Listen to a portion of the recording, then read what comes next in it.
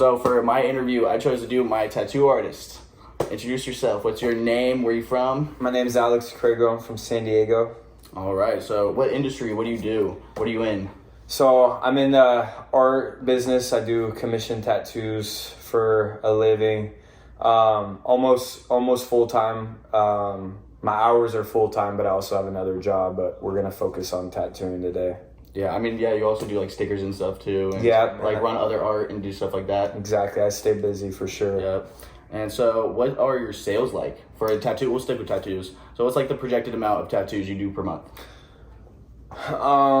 Well, I typically do work 7 days a week.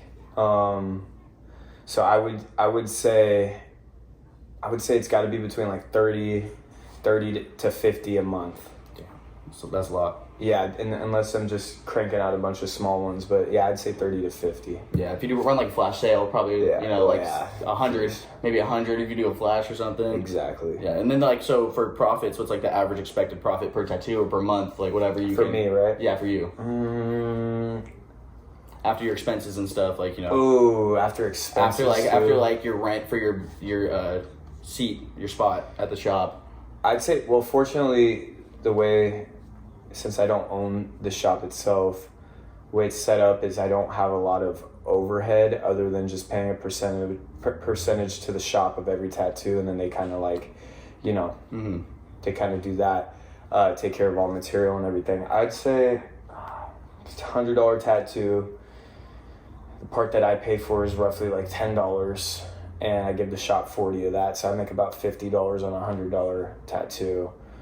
Which is also, and that's about an hour of work, right? $100. Yeah. So that's about an hour work. That's so do the math after that. Yeah. But actually no, actually that's about right. But then that, you know, that initial $10 that I pay for, obviously if I work 2 hours, it's just the 10 for the whole session. So. Yeah. All right. And so what's the age of the business? How old have you been doing this and how old are you? I'm 24. I've been tattooing for almost 4 years. I've been doing art for much longer than that. But since we're focusing on tattooing, I'd say 4 years. It really got real and became like more full time, or my main source of income probably 3 years ago, maybe 2.5.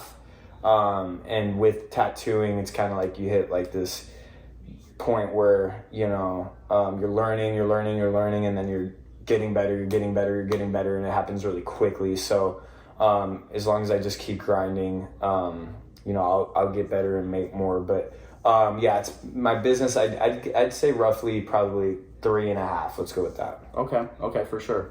And what's your educational background? My educational background regarding my job is just like high school art courses, and then I graduated from college with art degree, and then obviously not obviously nowadays, but I did have a 2.5 year apprenticeship as well, which is you know, kind of a part of the business depending on where you work. But I've done a lot of learning for sure. I'd say that's my educational background. But it's completely unnecessary to have a college degree for sure for what I do. But it didn't hurt, that's for sure. And you graduated from Chico? I did. Yeah. And what year? Last year? I graduated with 2022. 2022. Summer. Okay. And with graphic design, right? That's your it was originally graphic design, which does actually help me a lot behind the scenes with my business, especially because then I can brand for myself. I don't have to contact a third party to do my business cards or anything. So I have those skills, and then it also, you know, stenciling, which is a little bit more that's a little off topic, but that helps me, you know, create my stencils. But my major was art studio, emphasis in digital media, because I eventually switched to that pathway or department, I guess. For sure. Which was a lot better, and it applies a lot more to what I do now. Yeah. So, yeah. All right. And so why did you start more like tattooing like privately, going down back home to San Diego and doing stuff like that, rather than like working for mainly just the shop? I don't like. Is this are you Like- looking for a business answer? Or? Yeah, just so like Um, is there like what's the difference in profit, difference in Okay, yeah, that's a good point. All right. stuff like that. I keep it focused on. Yeah. So- or maybe even if like someone would pay you extra to do a house call or something, even in Chico. Yeah. Okay. That's okay. So I'm glad he broke that down because, well, I was gonna say just off the top, hearing that question, it's a very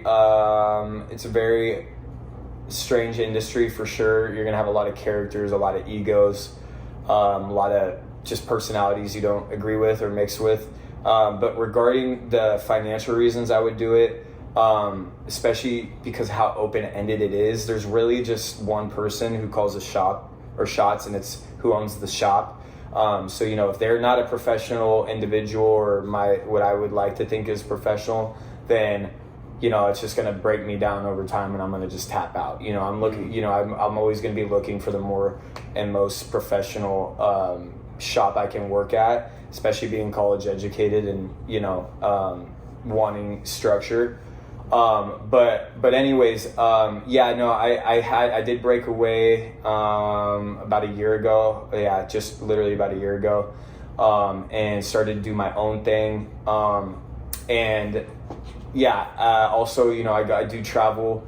But yeah, just to explain though, breaking off and doing it on my own, I am in charge of my own material. I am in charge of budgeting. I am in charge of, you know, keeping track of that differential between, you know, overhead and profit.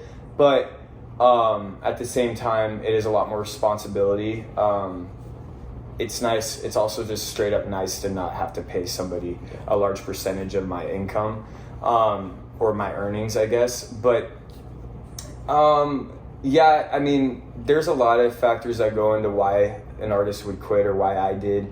But I, you know, I am back in a shop now and I'm very comfortable with it. There's some really cool people and I truly don't mind paying this individual a percentage because he's so easygoing and he's a real one. So, but yeah, there's a lot of factors, especially relating to how shops typically are structured where you're paying a percentage, and it is a large percentage of every tattoo you do. Yeah. So, and I mean, I think that's when you like really made yourself a entrepreneur instead of an employee. You're right. Split off and just You're right. you were working out of your own house and just doing whatever you could just to keep the business going. Very true. Yeah, and that, yeah, it gets tricky too when you do quit. You know, especially if you can't just go straight into a shop or find a better opportunity right away, which is like almost impossible because you might seem like it's surface level and then you stay there for a month or you sign a contract that you're going to stay there for 6 months and then something switches up or, you know, who knows, you know, you just got to be careful with that stuff. And like he said, I did go to my house for a bit in between shops and yeah, I'm sure we'll talk about that later. Yeah, I got some of my best tattoos there. Right. So when you like first split off, did you write a business plan at all? No, no, and I don't feel like it's because, you know, obviously, you know, I know when it comes to art or art related, I guess an art service. Yeah, like services or businesses. Yeah. There's definitely, you know, there's definitely, I would say, requirements for, what is it? A business plan? A business plan, yeah. Yeah, there definitely is. Also, opening a shop is a big one, which is definitely something that I'd like to focus on more when I feel like I've been in the industry long enough and I can get the respect from, for example, an older artist or something that potentially would be my employee. But regarding being an independent contractor right now and doing everything on my own, but not owning a shop, I don't really need one. I don't feel like I need one. Yeah. It's pretty self-explanatory. I do commission artwork, but on people's skin. But there's definitely plenty of things that I've done or plan on doing where I will need to do that for sure, and I value that for sure. Yeah, for sure. So who are your key customers? Right now, no, I wouldn't even say just right now. I would say it's kind of like I'm definitely grateful when I say this because I do get to kind of pick and choose who I tattoo based on I guess the network I've created for myself and it helps being in Chico. It helps being involved in a bunch of things in high school because I'm connected with younger people or people my age, no matter what city I go in between. And yeah, in Chico especially, where I do most of my work, I target the younger audience. I'd say like 18 to, God, I wouldn't even go, maybe, 18 to 30, I would say. Yeah, that's a good range. Yeah, it's a solid range. Yeah. I truly don't really tattoo too many people outside of that unless it's like a parent or, a strong recommendation to somebody. But yeah, no, I'm spoiled. I get to really, I get to tattoo people I can relate to day in and day out, even if it's just like the age that is, that's how we relate. That's perfect. Yeah. And so what's your marketing strategy like? Ooh, that's a good question. That's a really good question. I would say oh God, I have so many. I would say your main so thing is word of mouth. Word of mouth is huge for you too. Definitely, and that kind of ties into the last question, right? So, no, I've always known since I was in like high school. Even I remember like just being I don't even know how old I was or what year it was, but I remember being in high school just like looking around. Didn't have no idea I was going to be a successful artist one day, but I've always like valued having relationships with people and networking. Yeah, huge. I mean, from ASB to football to baseball to anything I could like kind of be involved in, I tried to do, but I just remember that thought of being like, these people are going to be supporting me one day somehow, some way. I just had a feeling I'd be in in an industry where I would need people or supporters, and sure enough, I had that same attitude when I came to Chico. First few years, socializing, getting to know people, being friendly. Fraternity is a great one. Yeah, that was a big one. God, even just going to the rec and meeting people and playing basketball or organized sports, anything, like just all these different little things that I did, and just being friendly to people. Eventually when I started to tattoo, they, even if I wasn't that good at tattooing, they might be like, oh, I want to support Craigo because that's the homie, or that's my friend, and even if it's bad, like it came from him, and I also feel like I supported him, and that is a big one. There's also a lot of smaller things I do. There's a lot of smaller things I do that I gatekeep as well, that I would eventually use. It's just, some things that like just like doing stuff for like I'm Smack Chico, and they shout you out big time, and they shout you out on their story or something. God, I saw that the other day. I almost have the stickers on me. So also just it's through the networking, but working with individuals that are going to help me grow rather than working with anybody. So for example, like he said, like that's a graphic design job that I did. The account has like 30,000 followers. I know the guy personally.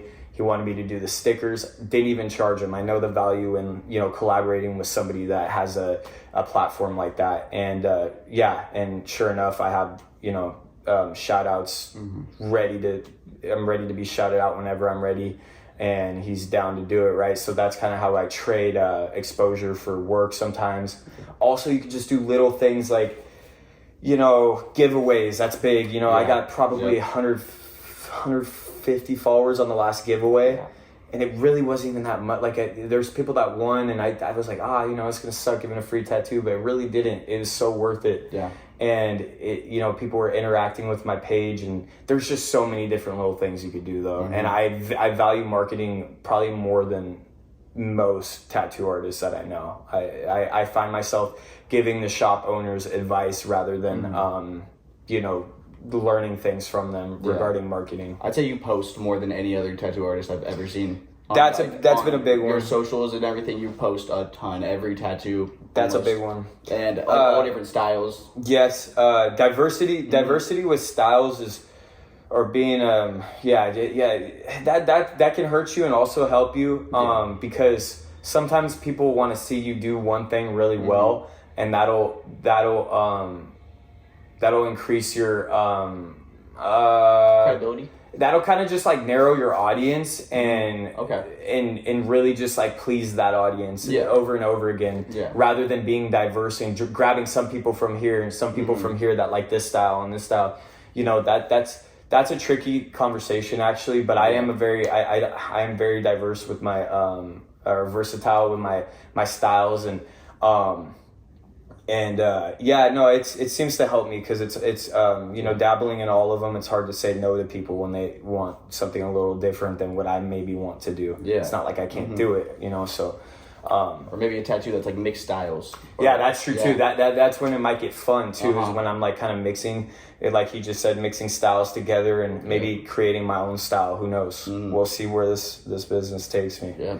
So what's one unique value proposition or the unique thing that you bring to your service that competitors don't? Okay, I think I know what you're gonna say here. No. Okay. Was it the stickers? No, we've talked about it so many times. Line work. This, okay, so I didn't realize I can answer it like that. Oh yeah.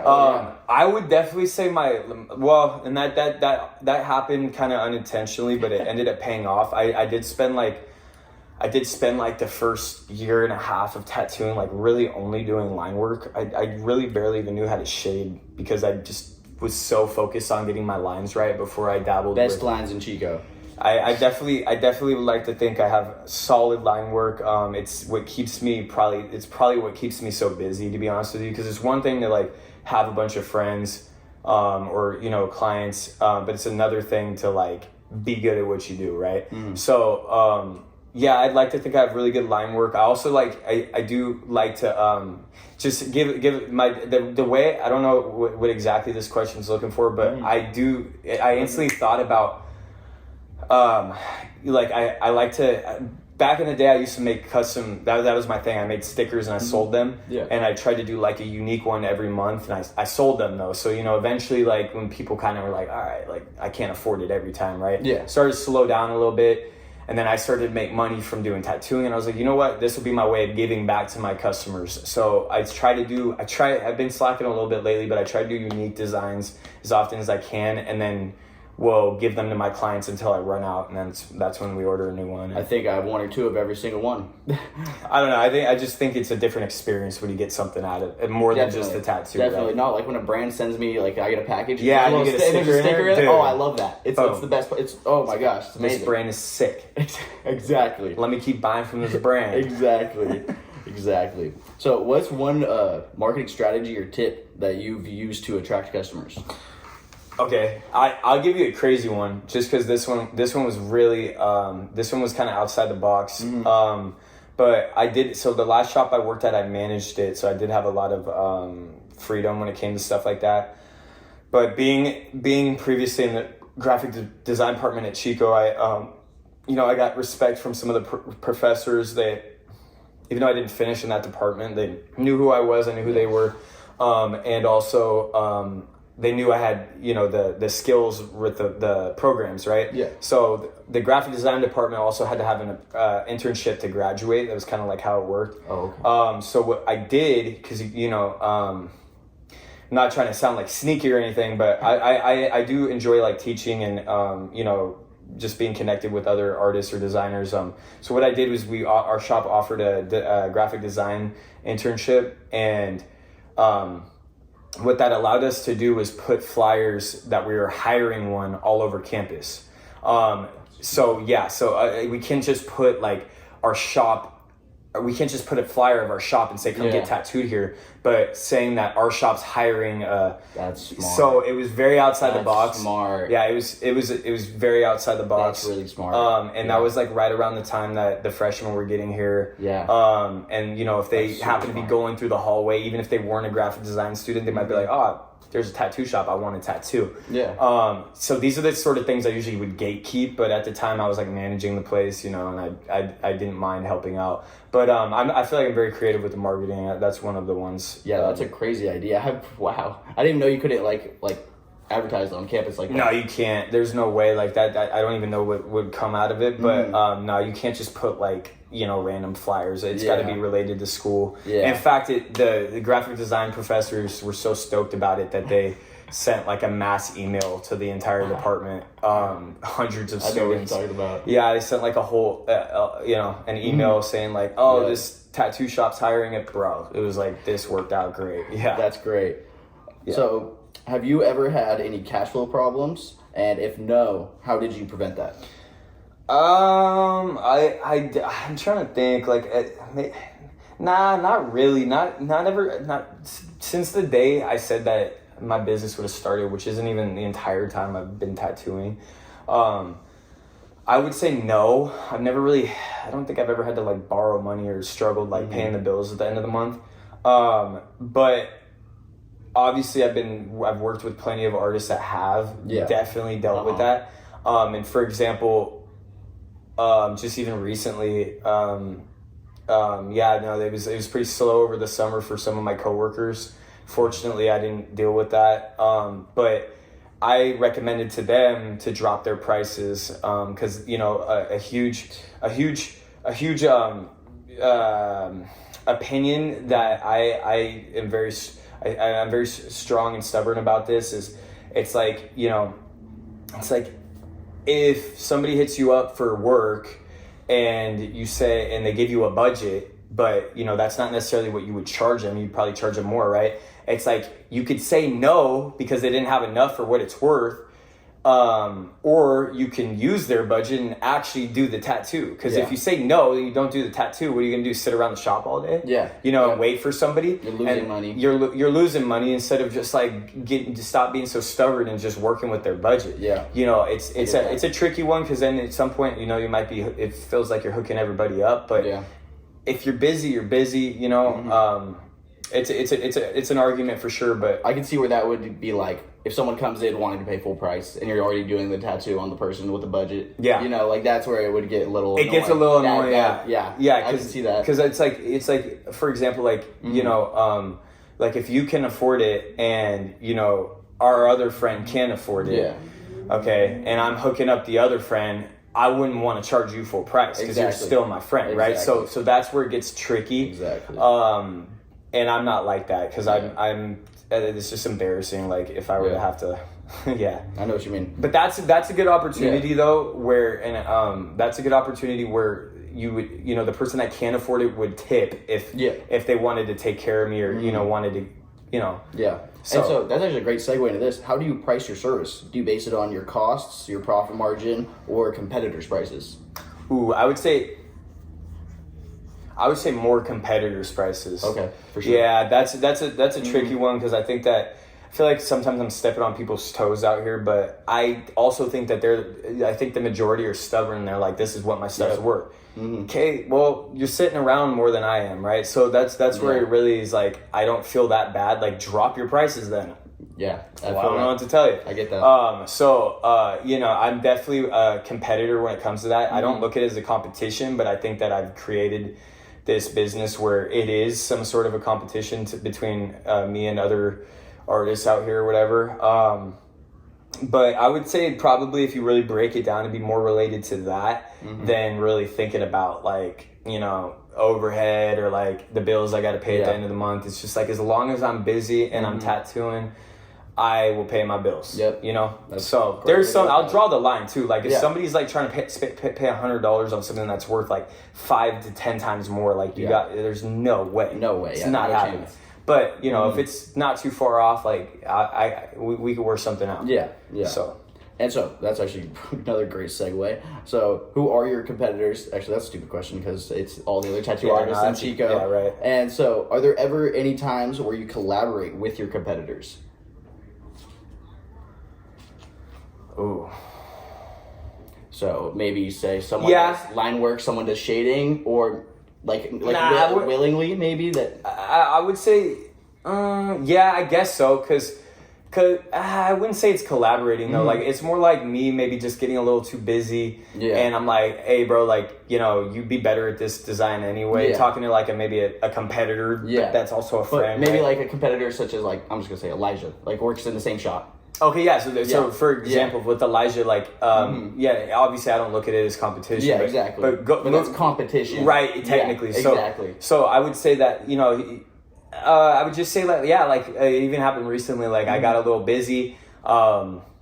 I'm a little too busy. We were looking at like a month out. The dude wanted it sooner than later. On top of that, honestly, it was right up his alley, Elijah's alley. Yep. Not that I couldn't do it. It's just like, hey, bro, this is your stuff. This is your style. Like, run that, you know. Yep. And it ended up working out. But that wouldn't be collaborating. That'd be just more me being a good guy or whatever. But I would say collaborating is. It took me a second, but I would say collaborating is when we might all use our social media platforms. Okay. To like promote some sort of special or, you know, where we're all making money because there's so much foot traffic that it's like, we all win today. Yep. And that'd be the only way to collaborate really. There's other ways you could do it, like you could tattoo the same person at the same time. That's rare. That's not something I've ever done. I probably never I've will, only ever seen that be done on people like knocked out. You know what I mean? Yeah. That's the only time I've ever seen that done is like that's not I doubt I'll ever even get that far. But there's not a lot of room for collaborating and tattooing. Yeah, no, I see that for sure. Yeah. Yeah. And so what type of advertising do you choose? What type of advertising? Yeah, so like I feel like it's mostly internet, but like internet, posting flyers so anywhere. Like, I'm all over the map, bro. Because I'll even do stickers. Yeah. You know, stickers are great. See them all over Chico. I'm trying to think stickers. I would like to get it. Yeah, everything else is mainly in internet related. And then,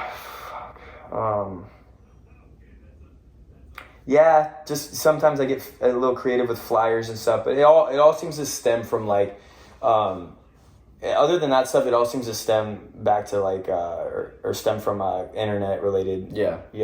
Social media. No website, just have you web. I used to have a website. I felt like I was really only getting interactions from like an older.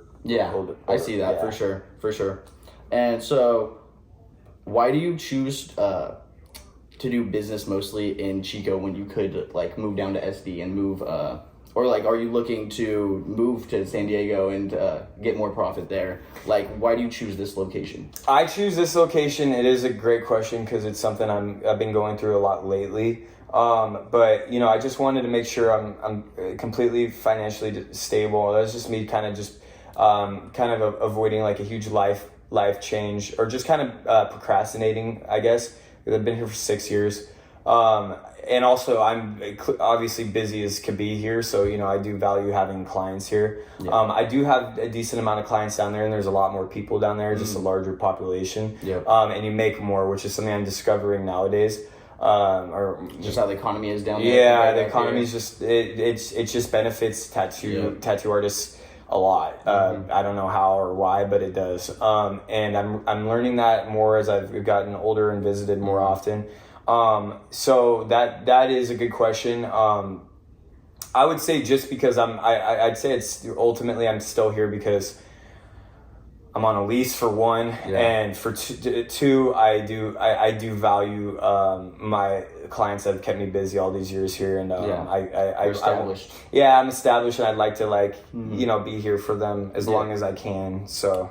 And so last one, have you ever ran into legal problems? Nothing too crazy. I was in between jobs, or in between shops, and I was tattooing at my house.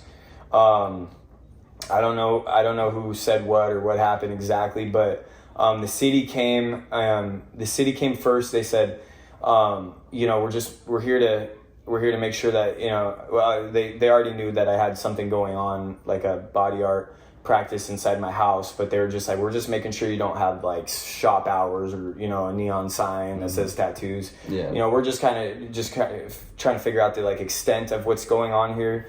But he said that we are separate from the health department.